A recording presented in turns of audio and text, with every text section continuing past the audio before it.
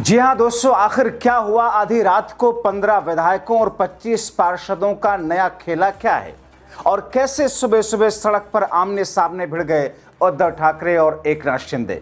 स्वागत है आप सभी का। आप देख रहे हैं द राजनीति का विशेष सेगमेंट खबर और विश्लेषण। मैं हूं जब्बार खान।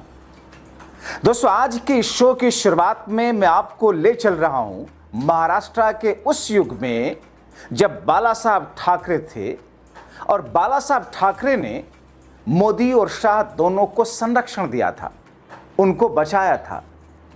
दरअसल तब नरेंद्र दामोदर दास मोदी उस वक्त गुजरात के मुख्यमंत्री हुआ करते थे और आज के गृह मंत्री अमित शाह तब गुजरात के गृह मंत्री थे।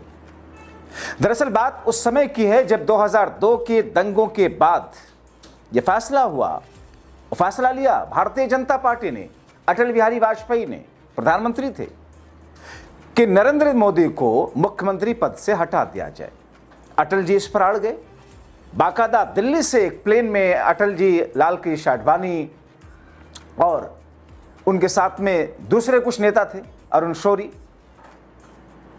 ये सब गुजरात जा रहे थे। रास्ते भर में आडवाणी और अटल के बीच में भी एक तरीके की रार देखने को मिली। आडवाणी जी ने आखिरी वक्त पर बचाया, मगर उससे पहले और बाला साहब ठाकरे की पार्टी, उनके बेटे की पार्टी के साथ अब क्या किया हमारे दोनों लोगों ने। अब दोस्तों, मगर उद्धव ठाकरे के पिता बाला साहब ठाकरे ने मोदी को उस वक्त कैसे बचाया? दरअसल शिवसेना भारतीय जनता पार्टी की सबसे पुरानी सहयोगी पार्टी है। जिस वक्त 2002 का पहले गोधरा हुआ, उसके बाद गुजरात में दंगे हुए, नरेंद्र मोदी को मुख्यमंत्री से हटाने की बात हुई, अटल बिहारी वाजपेयी और बाला साहब ठाकरे का संवाद हुआ, उस वक्त महाराष्ट्र में बीजेपी एक छोटे से बच्चे की तरह थी, शिवसेना की उंगली पकड़ के चल रही थी और केंद्र में शिवसेना ने कह दिया था कि आपकी जो मर्जी वो कीजिए, महाराष्ट्र में हमें हमारे हिसाब से चलाने दीजिए। उस वक्त बाला साहब ठाकरे ने कहा कि मोदी पर कार्रवाई नहीं होनी चाहिए, हटाया नहीं जाना चाहिए, मोदी ही रहने चाहिए, और अगर बात ज्यादा बिगड़ी तो मैं अपना समर्थन भी वापस ले सकता हूं। बाला साहब ठाकरे ने प्रधानमंत्री, आज के प्रधानमंत्री जो उस वक्त के मुख्यमंत्री थे, नरेंद्र मोदी के लिए स्टैंड लिया था। अब दोस्तों, अमित शाह की बात कर लेते हैं। अमित शाह के साथ भी बाला साहब ठाकरे खड़े हुए।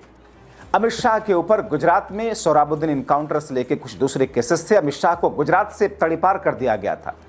आज है ना केंद्रीय गृह मंत्री, तब भी थे गुजरात के। मतलब शाह को गुजरात में घुसने की इजाजत नहीं थी, जबकि उससे पहले शाह वहां के गृह मंत्री थे। और फिर महाराष्ट्र में शाह थे, पहुंच गए बाला साहब ठाकरे के पास और उन्होंने बताया उस केस में जिस तरीके से जो स्थितियां होनी थी उसका जिक्र किया, और बाकायदा आप जाकर के इसको देखेंगे कि कैसे बाला साहब ठाकरे ने शाह को बचाया था। मैं उस कानूनी दांवपेच वाली लड़ाई में आपको नहीं ले जाऊंगा, मगर आज दोनों ही मोदी और शाह उन्हीं बाला साहब ठाकरे की पार्टी, उद्धव ठाकरे की पार्टी के साथ में क्या कर रहे हैं। लेकिन दोस्तों, अब आपको बताते हैं आधी रात का 15 विधायकों और 25 पार्षदों के टूटने की रिवर्स खेल पर जिसे शाह हिल गए। मगर उससे पहले शाह के ऑपरेशन लोटस तोड़फोड़ के बाद में टूटे हुए सांसदों की शामत की बात कर लेते हैं। इस बड़ी बगावत की खबर पर पूरे महाराष्ट्र में हलचल है। राज्य में शिवसेना ठाकरे गुट के कार्यकर्ता गुस्से में। आपने देखा कि कैसे 19 जून को बाला साहब ठाकरे की शिवसेना के स्थापना दिवस था, लेकिन दोस्तों दूसरी तरफ शिवसेना ठाकरे गुट के कार्यकर्ताओं में गुस्सा। सोलापुर में इसका गहरा असर। पार्टी में गद्दारी करने वाले 6 सांसदों के खिलाफ सोलापुर के शिव सैनिक सड़कों पर। शिव सैनिक सोलापुर के ग्राम देवता श्री सिद्धेश्वर महाराज मंदिर के परिसर में गणपति घाट पर इकट्ठा हुए। इन सांसदों के खिलाफ जमकर प्रदर्शन किया। गुस्साए शिव सैनिकों ने सीधे इन 6 सांसदों के खिलाफ प्रतीकात्मक प्रतिक्रिया, दशक्रिया और जोरदार नारे लगाए। ठाकरे गुट के नेताओं और विधायकों ने बागियों के खिलाफ में पूरे महाराष्ट्र में प्रदर्शन, उनके खिलाफ घुसने न देने का ऐलान किया है। इस प्रोटेस्ट में सांसदों को कोसा गया। स्वर्ग में खुश रहो, वहां धोखा मत देना, भाव साहब वाकचोरे, अरे संजय यादव तुम्हें नर्क में भी जगह नहीं मिलेगी, ओमराज निम्बालकर तुम्हें ओमराज कैसे कह सकते हैं तुम्हारे शरीर में। ये प्रोटेस्ट करने वाली गुस्से वाली लाइनें थी। इस बीच में शिवसेना के 60वीं सालगिरह पर ठाकरे गुट की तरफ से सोलापुर के गांव के देवता श्री सिद्धेश्वर महाराज मंदिर में महाआरती की गई। बोलते हुए ठाकरे गुट के जिला प्रमुख प्रताप चाणक्य ने पार्टी का पक्ष रखा। उन्होंने कहा, पिछले 60 वर्षों से शिवसेना महाराष्ट्र के लोगों के मुद्दों और हक के लिए बिना थके काम कर रही है। शिवसेना की जड़ें मजबूत हैं। कितने भी गद्दार पार्टी छोड़कर चले जाए, पार्टी को कोई फर्क नहीं पड़ेगा। वफादार सैनिक आज भी उद्धव ठाकरे के साथ में। अब दोस्तों, दूसरी तरफ इसी बीच में खबर आई कि उद्धव गुट के नेताओं और विधायकों पार्षदों पर मोदी शाह ने घेराबंदी शुरू कर दी है। सांसदों से पेट नहीं भरा। दावा किया जा रहा है कि सांसद आ चुके हैं, अब कुछ विधायकों को भी उनके आने की संभावना है। शिंदे साहब की प्लानिंग बिल्कुल सटीक है। जो नेता और जनप्रतिनिधि भविष्य की राजनीतिक परिस्थितियों को ध्यान में रखते हैं, वो अपने फैसले ले रहे हैं। शिंदे गुट के नेताओं ने पहले भी दावा किया था कि ठाकरे गुट के कई सांसद और विधायक उनके संपर्क में। ठाकरे गुट के 16 विधायक संपर्क में, दावा शिंदे गुट की ओर से किया गया। अब इन राजनीतिक घटनाओं के बीच में शिवसेना प्रमुख उद्धव ठाकरे ने पार्टी के विधायकों और विधान परिषद सदस्यों की बैठक बुला ली। माना जा रहा है कि पार्टी के भीतर असंतोष, संभावित टूट की चर्चाओं को रोकने के लिए यह बैठक अहम साबित हो सकती है, क्योंकि सांसदों की बगावत पर प्रतिक्रिया देते हुए संजय राउत ने बागी सांसदों पर गंभीर आरोप लगाए, शिंदे गुट की कड़ी आलोचना की। एकनाथ शिंदे की बगावत के बाद शिवसेना में यह दूसरी बड़ी राजनीतिक टूट की तरफ संकेत है। मतलब पेट नहीं भरा अभी।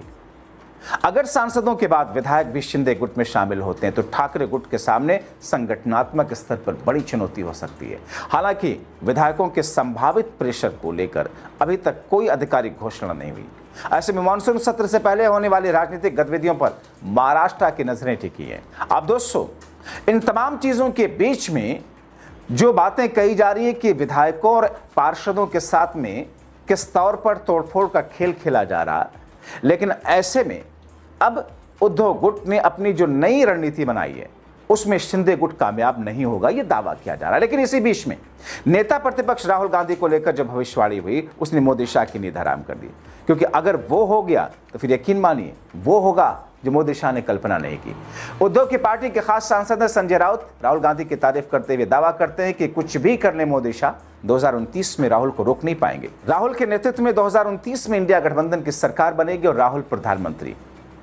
अपने एक्स पर लिखा, 2029 में केंद्र में राहुल गांधी के नेतृत्व में हमारी सरकार बनेगी। राहुल गांधी के जन्मदिन पर संजय राउत कहते हैं, राहुल गांधी देश के नेता हैं, वो एक लोकप्रिय नेता है, संघर्ष करते हैं, जिसकी आज जरूरत है।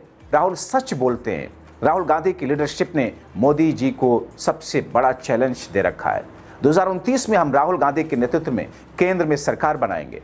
मैं आपको बोल रहा हूं, ये मोदी और शाह को मालूम है, इसी डर की वजह से वो तोड़फोड़ का काम कर रहे हैं। आज उनका जन्मदिन है, इसलिए पूरा देश उनको शुभकामनाएं दे रहा है, राहुल गांधी के लिए लिख रहे हैं। अब दोस्तों, संजय राउत ने शिवसेना के बागी सांसदों पर हमला बोलते हुए फिर से कहा कि सब के सब बिके हुए लोग हैं, पैसे के पीछे पागल हैं, उनकी ना कोई निष्ठा है ना कोई ईमानदारी। हमें पता है ये गद्दार सांसद कहाँ छिपे हैं, जनता उन्हें माफ नहीं करेगी और जनता विरोध प्रदर्शन तो कर ही रही उनके खिलाफ। अब राहुल को लेकर के शरद पवार के नेता हैं एनसीपी की सांसद सुप्रिया सुले, राहुल गांधी को उनके जन्मदिन पर बधाई देती हैं। एक्स पोस्ट में लिखा, कांग्रेस के नेता और लोकसभा में विपक्ष के नेता राहुल गांधी जी को जन्मदिन की हार्दिक शुभकामनाएं। आपकी लंबी स्वस्थ आयु की कामना करती हूं, आने वाला साल आपके लिए स्वस्थ और मंगलमय हो। अब दोस्तों, इसमें 3 महत्वपूर्ण चीजें।